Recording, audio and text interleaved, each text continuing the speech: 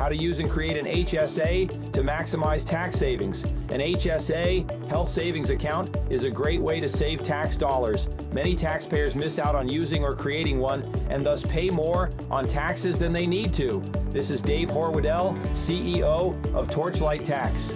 You may already have an HSA through your employer. This is fine. You can also set one up yourself.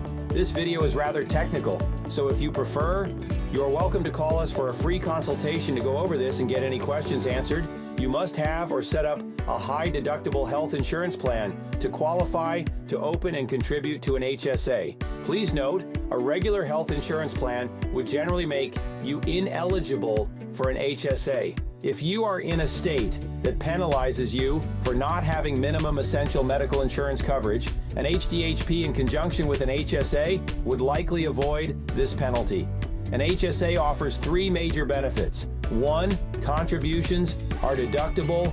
2, the money grows without being taxed. And 3, you can make tax-free withdrawals for eligible healthcare expenses. In 2025, individuals can contribute up to $4,300 and families can contribute up to $8,550 to an HSA. These contributions directly reduce taxable income. Suppose you are filing married jointly and have a taxable income of $106,000. Your top tax bracket is at 22%. Your tax savings would be 22% of $8,550 equals $1,881. As your income increases, your tax savings increase. In the top tax bracket, 37%, your savings would be 37% of $8,550 equals $3,164. You can invest the money within the account and let it grow tax-free over time. If you want to invest in real estate, you must create a self-directed HSA to do this. As your account grows, based on your actual medical expenses paid off and how your investments perform, you could accumulate a down payment for a rental property.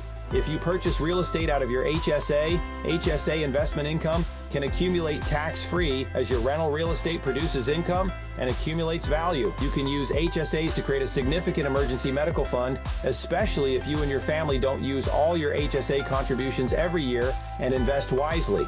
Let's be real, you are on planet Earth.